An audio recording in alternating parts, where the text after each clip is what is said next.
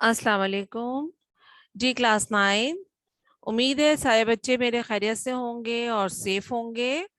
जी हम आज अपना इखलाक नबी सल्लल्लाहु अलैहि वसल्लम जो हम पहले यूनिट में हमने इसको शुरू किया था, आज इंशाअल्लाह ताला उसको हम ख़त्म करेंगे। ठीक है मेरा बच्चा, स्टार्ट लेते हैं। अगर कोई दफतन आप सल्लल्लाहु अलैहि वसल्लम को देखता तो मरूब हो जाता, लेकिन जैसे जैसे आशना होता जाता आप सल्लल्लाहु अलैहि वसल्लम से मोहब्बत करने लगता।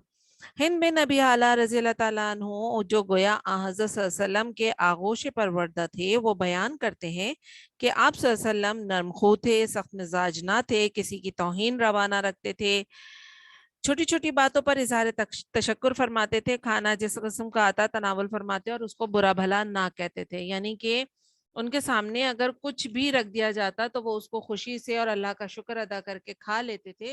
वो कभी किसी खाने को बुरा भला नहीं कहते थे और बहुत मोहब्बत से जो है वो पेश आते थे, बहुत नर्म मिजाज थे। जरीद बिन अब्दुल्ला रज़ी अल्लाह ताला अन्हु एक सहाबी हैं जिनको देखकर आप सल्लल्लाहु अलैहि वसल्लम मोहब्बत से मुस्कुरा दिया करते थे।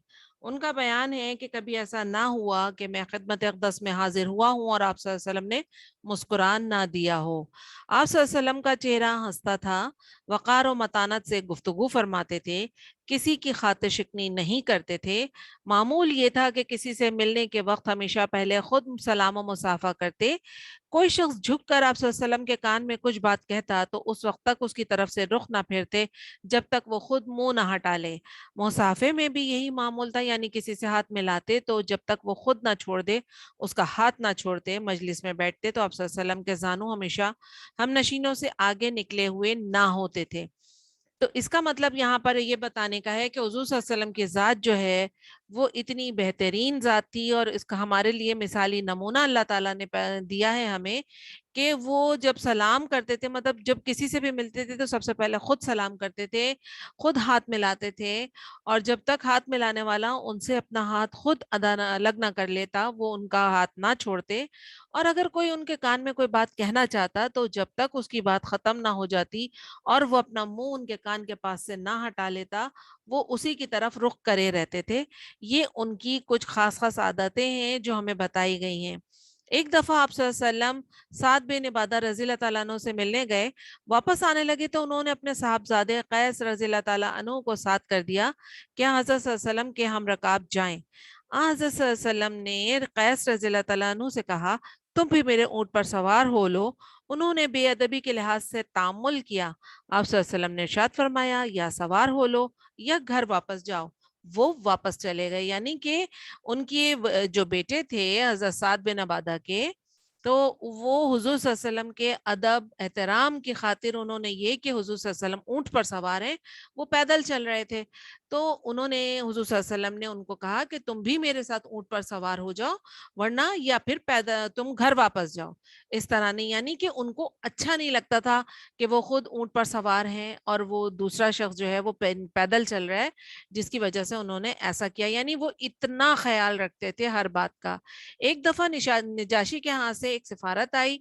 आप सल्लल्लाहु अलैहि वसल्लम ने उसको अपने यहाँ मेहमान रखा और खुद बनफ्से नफीस मेहमानदारी के तमाम काम अंजाम दिए। सहाबा रज़ी अल्लाह ताला अन्हुम ने अर्ज की कि हम ये खिदमत अंजाम देंगे। इरशाद हुआ कि इन लोगों ने मेरे दोस्तों की खिदमत गुजारी की है, इसलिए मैं खुद उनकी खिदमत गुजारी करना चाहता हूँ। इसका यहाँ पर है कि नजाशी जो है वो हब्श का बादशाह था। उसने जो है उसके यहाँ से कुछ लोग आप सल्लल्लाहु अलैहि वसल्लम के यहाँ आए, तो आपने उनको अपना मेहमान बनाया और उनकी जो है वो तौआम और क़याम का जिम्मा उन्होंने खुद उठाया। अदबान बिन मालिक रज़ी अल्लाह ताला अन्हु जो असहाबे बदर में थे, उनकी बीनाई में फ़र्क आ गया था। हज़रत सल्लल्लाहु अलैहि वसल्लम की खिदमत में आकर दरख्वास्त की कि मैं अपने महल्ले की मस्जिद में नमाज पढ़ाता हूँ, लेकिन जब बारिश हो जाती है तो मस्जिद तक जाना मुश्किल हो जाता है। इसलिए अगर आप सल्लल्लाहु अलैहि वसल्लम मेरे घर में तशरीफ ला कर नमाज पढ़ लेते तो मैं उसी जगह को सजदा गाह बना लेता। दूसरे दिन सुबह के वक्त आप सल्लल्लाहु अलैहि वसल्लम हजरत अबू बकर सिद्दीक रज़ी अल्लाह ताला अन्हु को साथ लेकर उनके घर गए और दरवाजे पर ठहर कर इज़्न मांगा। अंदर से जवाब आया तो घर में तशरीफ ले गए और दरियाफ्त फरमाया कि कहाँ नमाज पढ़ूं। जगह बता दी। آپ صلی اللہ علیہ وسلم نے تکبیر کہہ کر 2 رکعت نماز ادا کی۔ آپ یہاں دیکھیے کہ حضور صلی اللہ علیہ وسلم کی جو اوصاف ہیں اس میں سے ایک ہمیں یہ بتایا جا رہا ہے کہ وہ اپنے صحابہ اکرام کا، اپنے دوستوں کا کتنا خیال رکھتے تھے۔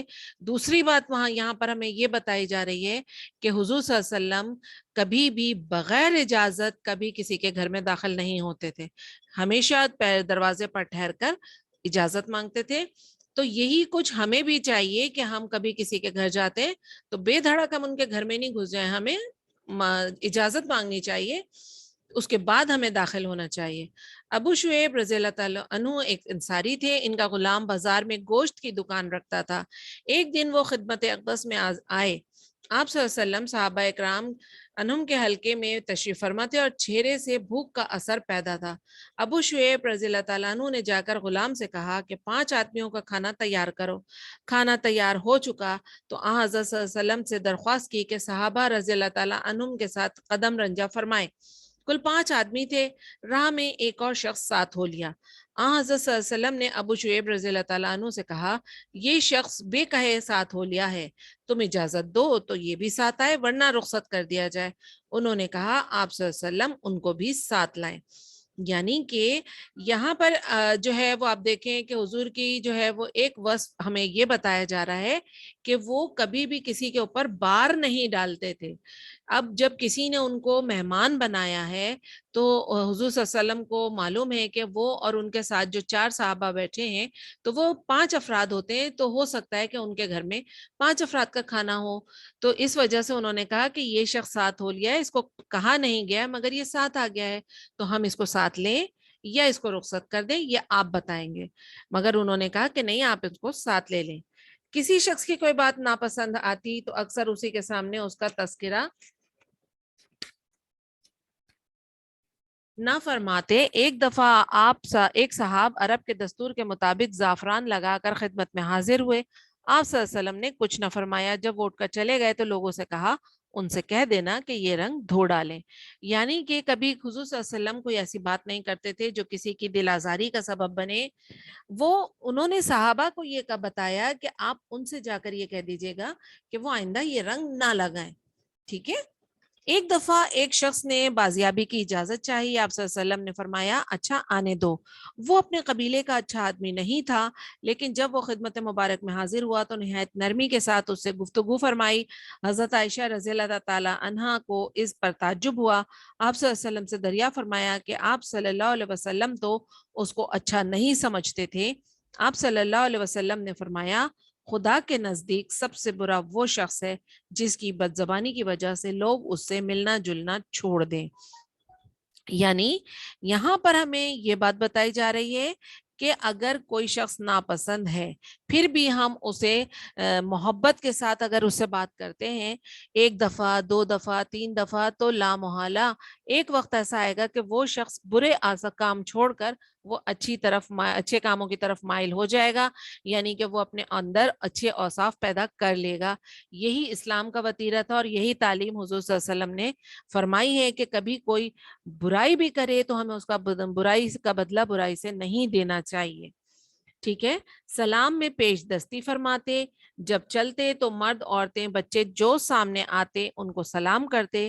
ایک دفعہ آپ صلی اللہ علیہ وسلم راستے سے گزر رہے تھے، ایک مقام پر مسلمان اور منافق و کافر یکجا بیٹھے، آپ صلی اللہ علیہ وسلم نے سب کو سلام کیا۔ یہاں پر یہ بات ہمیں بتائی گئی ہے کہ ہمارے لیے یہ ضروری نہیں ہے کہ کہیں پر اگر کوئی مسلمان بیٹھے ہیں، کوئی ہندو ہے، کوئی کرسچن ہے، کوئی دوسرے مذہب سے تعلق رکھتے ہیں تو ہم صرف جا کر ان کے اپنے مسلمانوں کے خاص خاص نام لے کے ان کو سلام کر دیں، نہیں، ہمیں اجتماعی سلام کرنا ہے کیونکہ سلامتی ہمیں سب پر بھیجنی ہے، ٹھیک ہے۔